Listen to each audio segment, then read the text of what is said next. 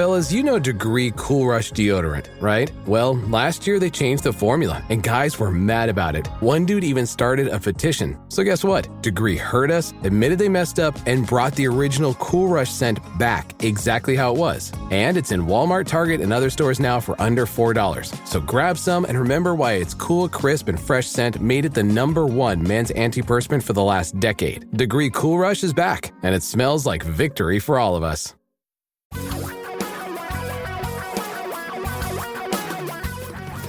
Reality radio for a really great future.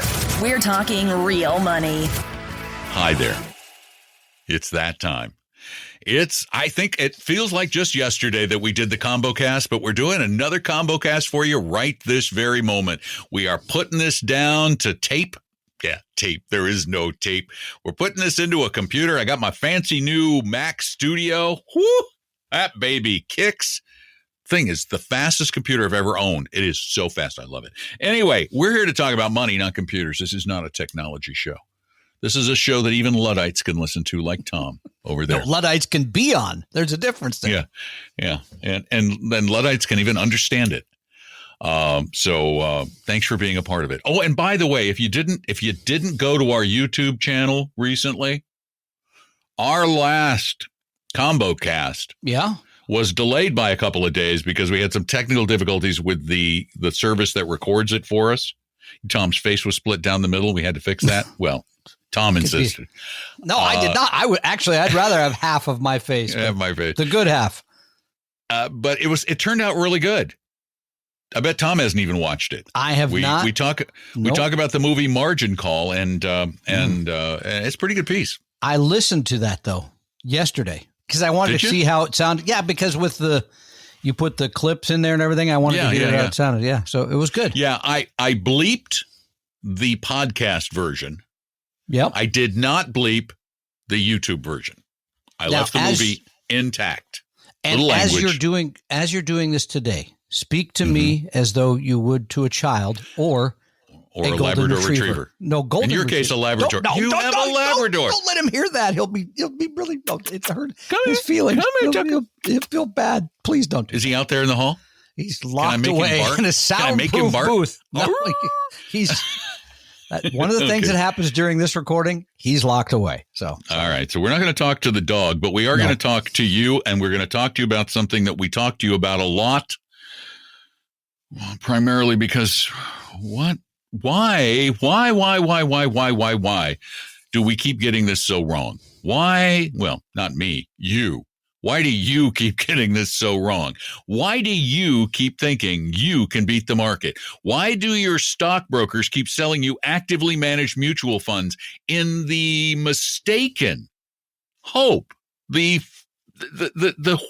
totally messed up hope that somehow you're going to outperform what the stock market itself provides in terms of returns? Over and over and over again, you're proven wrong, yet you persist in the pursuit of, I was trying to think of another P word, of pusillanimous profits. I don't even know if pusillanimous works for that, but I'm going to have to look that up. Just because it was the only P word I could think of. It's good stuff. I'm going to have to look up pusillanimous while you're Tom doing that. talks. Yeah, well, and here's the thing. Okay, we believe in investing in index or index-like mutual funds. We are willing to accept the returns of stocks and bonds over the long haul. We decided that. A lot of people decided that. A lot more people decided that in the last 20 years, by the way. It was $1 out of $20 invested sort of passively 25 plus years ago. And now it's like $1 out of $2. So a lot of you. But many of you are still picking stocks because I see your portfolios. Last year was a shocker with the pandemic, the number of people that were picking stocks from, advice they're getting on Reddit, et cetera. And then here's the proof in the pudding. We don't know how all you did because we don't get to look at your returns, but we actually do get to look at the returns of the professionals, the people that get paid a lot of your money to do this. Yeah, the mutual fund managers out there. And the reason we get to look at them is because their track records are public. Yeah. So the numbers are the numbers. In the year 2021, if Ladies and you gentlemen, bought here and are held the numbers. if you bought and held the Standard & Poor's 500, which you've heard us say you should own more than that, but let's, for sake of argument, just go with that. All right. With dividends and everything, if you just bought and held it, you made 28.7% last year. Healthy return. Pretty good. That's from the S&P 500. That's from which the is S&P the 500 biggest growth stocks in That's America. right. That's right. But if you hired, an active manager, somebody to say, well, that's not good enough. I'm going to overweight to, I don't know, Amazon or Apple or whatever. The odds are you picked the wrong thing. You should have been in the index. And here's why. The new numbers are out. According to the S&P Dow Jones indices, 85% of those actively managed funds, 85% underperformed the index. That is the highest number of underperformance since 2014. 85%. Yes, but Tom, I hate to break this to you, but I'm special. I found the 15% that beat the index. And you had to do it before. My broker picked the one that beat the index, and they're brilliant. They do this. They swear to me that they're actually doing this. I love these numbers. The average, thank you for that, by the way. And you're welcome. I was trying to help. Give my number, would you? The average return of U.S. large cap funds, 23.3. That was 5 percentage points lower than the index. So if you're picking stocks or hiring somebody to do this for yourself, Tom's exasperated I know. sound. If you're picking stocks or doing this, here's what you have to believe. You have to believe. You have to. There's no argument with this. You have to believe that the stock market has somehow mispriced the stocks that you're picking or the stocks that your asset manager's picking. You have to believe that. There's no way around it. That is a powerful point, because here's what that means. Here's how the market works. Let's say you believe there's a stock out there that is undervalued and you are going to buy it because it's cheap. From whom are you going to be buying that stock? Who's going to be selling it to you? Somebody who believes it's what? Too cheap? No. Somebody who may very well, and probably does, have more information than you, who truly believes that it's too expensive. So they're going to get rid of it and sell it to you. Who's right? Well, here's the problem with that. The market ends up being right, because you have so many people selling believing they're too high and so many people buying believing they're too low that they meet somewhere in the middle, and that gives you what is pretty close to a fair value at that time.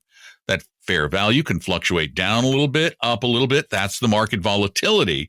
That is the price you pay for the average annual returns of globally diversified stocks since the 70s, which have been in the double digits. Yeah, so you've without made a lot of doing money. anything. Yeah, okay. So, but just think this through one more step. If you are either doing this on your own or you've hired someone to do it, realize that there are trillions of dollars that are chasing that performance. Most of that money, by the way, is managed institutionally. In other words, it's the professionals that have the resources, the money. They're the ones taking the pictures of Walmart to decide how many shoppers there are. All those things versus you or your fund. It's a very big pool. And you want proof. This came from Building Wealth blog. According to them, the years 2001. One of the blogs I refer to all the time. Oh, okay. 2001. No, I'm kidding. Okay, I didn't know it. 2001 through 2020. 2001 through 2020. That's 20 years. The average investor, according to them, made 2.9% a year. 2.9% a year. So is this based on is this based on? What's the survey that comes out every year? No, that's not. Now you're going to make me forget, but it's not that survey. No. Why do I hate getting old? What's it called? We haven't used it in so many years. Dalbar. Yeah, we haven't. That's not Dalbar numbers. Where did they get their numbers? I don't know. They say 2.9, and then they put up on the screen. By the way, to compare that, if you just invested in the S&P 500, 7.5% a year you made. 2.9 versus 7.5. I don't know how much more evidence you need to consider all this. Frankly. And that 20-year period that they are quoting included 10 years, and they're using the S&P 500, right? That's right. 7.5. So that includes 10 years where the S&P 500 lost more than 1% per year on average. So it had to make all of that additional money to get it up to almost 8. It had to make all that money in just that second 10-year period. The second 10-year period. Yeah. Yep, exactly. And it was a good 10-year period, but not again if you were picking stocks or hiring someone that was picking stocks. Okay, and just very quickly so that we get this out of the way, because it still comes up. If I own an American fund, the American funds, Don, is that a index fund or is that an actively managed fund? Actively managed funds. Yeah. And for that pleasure of owning that, you're generally paying a commission and a high expense ratio. 5.75% commission and an expense ratio of about 6 to 0.7% a year, unless of course they put you in the C shares, which have no front commission, but they've had annual fees of well over 1% per year. And we know you can do better because we now use exchange traded funds with no commission, 0 commissions, and expense ratio average 0.1. That's 0.1. That's a lot 10 less. Basis points. Yeah, exactly. You wake up every morning and say, well, I don't have to work as hard as those guys because I already saved 50 basis points. Bingo. And the commission. So. Well, I think that Tom is once again sharing great advice for all of us here in America. Oh, by the way, I forgot to mention before we get to the questions, for those of you fascinated by such things, and I know you're out there because we get your notes, Don and I will be doing the next podcast together in the same room, in the same state, in the same area. In that same little room there, is that where we're doing it from? Same. It's a big little room. It looks tiny with the album huge there behind you. So, okay. Yeah. It's not huge, but it'll do. It'll do. You know, I was trying to find out what VT did over that period, but it didn't exist that long ago. Oh, to go back to the year 2001. Anyway, thanks for all that great information. And I have questions for you now. Please do. We're sending to us at talkingrealmoney.com, and we still have several. So here we go. Hello, Don and Tom. Nice change of pace. I'm 29 years old and have an all-stock portfolio in my Roth IRA. When I started, it consisted of 35% VTSAX, 35% VTIAX, and 30%, you'll be happy to hear this, Tom, AVUV. Ooh. I am curious if I should be rebalancing this or not. I was under the impression that rebalancing was meant more towards stocks to bonds within a portfolio. I'm just curious if I should continue to rebalance my all-stock portfolio when it gets out of whack by 5% or so, or leave it alone. Thank you so much in advance for the help. Number one, thank you for listening and putting together a terrific portfolio with a big hunk in U.S. large, a big hunk in international large, and then a nice meaty piece of U.S. small cap value, which has been a very good performing asset class over the long haul. That's a terrific portfolio. Here's what I would do. Next year, when it's your birthday, I would rebalance to the original percentages. This is in a Roth, I believe you said, so it's not going to have any tax ramification. Correct. I mean, no taxes. Yeah, once a year, go ahead, because some things are going to do better over time. I mean, last year and a half have been phenomenal for U.S. small cap, so it's probably grown to be a greater percentage of the overall portfolio. I'd make that change annually and get on with your life. So the answer is yes, you do rebalance your equity positions too, because you don't want one portion of that to get out of whack. And what it does, this is what a lot of people don't understand about rebalancing. It's not just to get you to the proper balance. It's to get you into a habit, a discipline of buying your winners or buying your losers and selling your winners, selling high and buying low. It's a disciplined way to do that.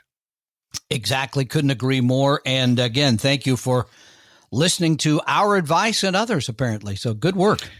And now we have yet another question. This one is longer. Came in from talkingrealmoney.com. And this one starts out, greetings. I enjoy your show and advice. It's tax season, as we know. I filed my extension. Thank you, Appella. And it's tax season. I'm doing my taxes using some tax software that has stumped me with some questions. Like, we're going to be able to help? Well, we'll try.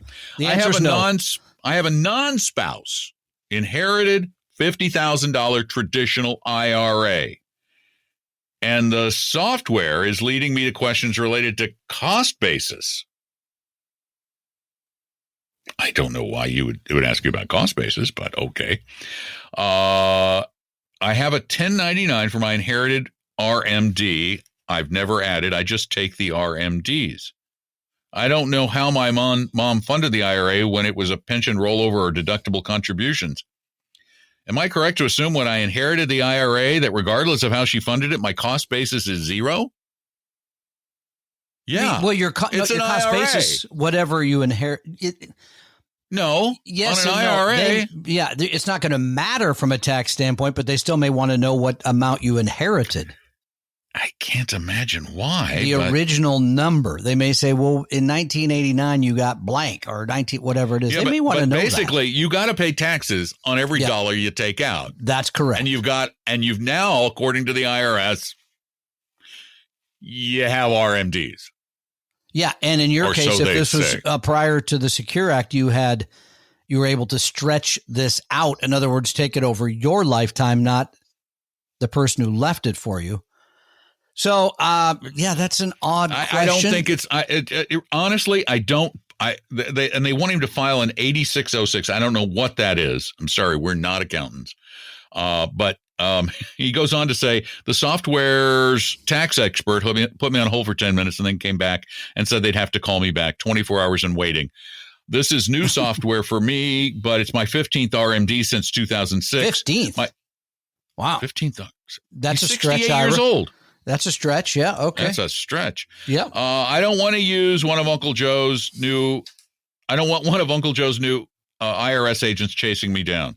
Well, okay, but what if you just go ahead and put the numbers in for what you've been taking out and see what the software says? Yeah, exactly. I just don't think it's going to matter. And by the way, I'll add something else. We are soon going to have a firm working that's going to be part of our thing that is going to be able to answer those tax questions like that. So we'll be able to. We'd actually dial them up right now and say, "Hey, what's the deal with this?" Will we make them hang out on Saturdays for the live show? Probably. That's a good idea. Right. Good. That's good. Okay, he continues on though. Here you go. Ready? Yeah. Mm-hmm. Just a side note. Radio talk shows educated me enough to outsmart and dump an advisor with eyes. He actually bleeped out the PR. Who told me to cash out the IRA and I could not inherit it. Excuse me? Yeah. Oh, so that's what they told me. When you got it that day, you just you got to buy something from me. Oh, come on. Yeah, right. I even educated their main customer service when I told them I wanted to take it as an inherited IRA, and further stumped them when I told them my brother wanted to disclaim his share. In the end, after months of processing, their rep thanked me because he followed my lead in the same situation for himself. Thank you, Talk Radio, for your service. Windy, huh? Now you know why I didn't record this.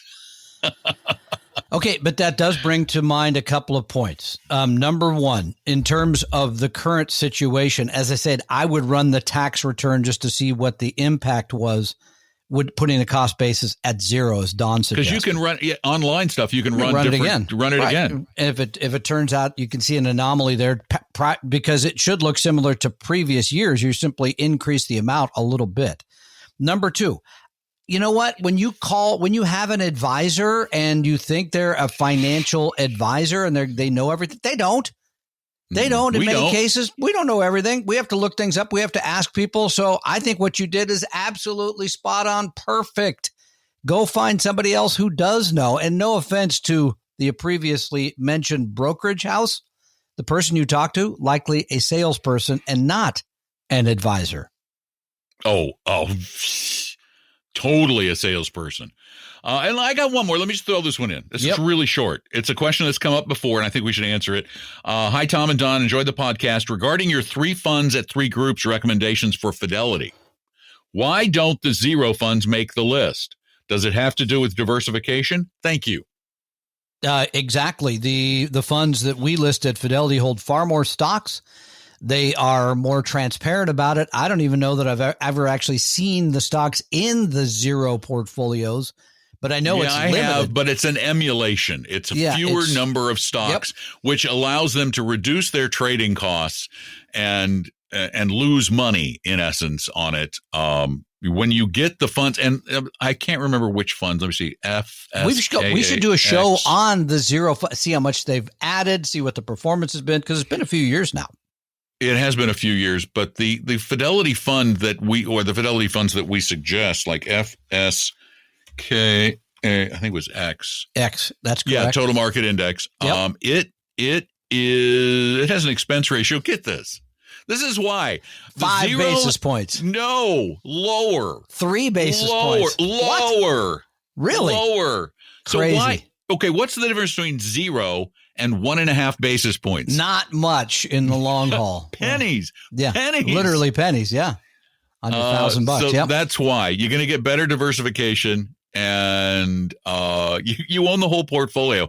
I always thought the Fidelity Zero funds were such a gimmick. It is a gimmick. Such a gimmick. That's maybe why we should do a show on them. Look how much money's come in. Look at the performance, just out of curiosity. Yeah. We don't have time now because we've already run over. We got to run. Yep. We got to wrap this here video, audio, podcasty thing up. But Tom has an important message that he would like to share with all of you. I hope I can come up with, this is my, what are you going to do in retirement? Where are you going to live in retirement? How are you going to pay for retirement? All those kind of things. I thought you knew what your message was. But no, I didn't. So, but thank you for putting me on the spot. Yes, I'm inviting all of you to join us either in person in beautiful Bellevue, Washington on Saturday, May 14th. We'd love to see you at retirement. To seat you at Retire Me 2022. Tom will personally pull out your chair for you. It's going to be fabulous to see all of you again. It's been so long. It's been so long. My gosh. And we will sell it. I'm wearing a hazmat hazmat suit because I don't trust any of you. Not a bad idea. One of the big helmets. So if you're outside of the greater Seattle, Tacoma, Portland, hey, you could even come down from Vancouver, Portland area. You don't want to drive to see us because right now driving like 3 miles costs like $30, whatever it is. You can do it all online. This is going to be virtual too again, and this is going to be a far better, I'm promised, show, if you will, than we've ever done virtually because it's going to be produced like camera 1, camera 2, turn to the left. You know what? I'm not counting on it. Yeah, I'm not. You think at the end it'll be Don interpreting what Paul Merriman says and then telling you it'll be what Paul was trying to say. Don's interpretive dance. What he was trying to say is this. Easy to sign up for either one in person, which does cost something because it comes with a great sandwich. This is the first one that I haven't directed and produced. Oh, I see. I thought you were talking about this podcast. No, I'm worried about retirement because I'm not in charge this time. But you know what? Sometimes you have to let things go. We killed it. I know. Sometimes you have to let things go. That's what I'm learning about life today. Yeah. Anyway, Retire Meet Saturday, May 14th. Yes, we cover everything from housing to income to Social Security to long-term care, everything. And what's the web address they go to? Oh, gosh, you're going to correct me, but I'm going to say it's right. It's either way. MEET.com, retiremeet.com. You can register there. Yes, the Bellevue session has a charge to it because it comes with yummy, I think, breakfast and lunch or some snack in the morning, I believe. I don't know. And I'm not in charge of it anymore. Hold up, dude. All I got to do is get up, do my little thing, walk out of the way. And then if you want to just go virtual, of course, there's no charge for that. But I think there's a limited number of seats for both. For both, yeah, because you got to buy seats online. Yep. You got to buy them from Zoom. That's right. Anyway, thank you all. We appreciate you being a part of our little combo cast as I can hear the yard crew outside my soundproofed windows. The sound of the blower that comes yard right better through the wall. Look good when I get there this weekend. That's all I can say. I got to spend a lot of money on my yard. I hate that. Thank you all for being there. Take care of yourselves. I'm Don. That's Tom. We are going to wander off somewhere and mumbling real money. We hope you realize that the information provided on Talking Real Money is for informational, educational, and hopefully enjoyable purposes only. Providing personalized financial planning or investing advice takes time, so please consult with a really good fee-only fiduciary investment, tax, or legal advisor. We know a good one. Investing must always involve risk. In other words, you can and probably will lose money at times. Also, as much as you want it, no one can accurately and consistently predict the future, so past performance doesn't tell you a darn thing about what the future will bring. Unlike many other programs that say something similar, Talking Real Money is not trying to get you to buy or sell any financial products or securities. Instead, the program is provided as a public service by Appella Capital, a fee-only registered investment advisor. Thanks for listening, and please visit TalkingRealMoney.com for more information and disclosures. Are we done now?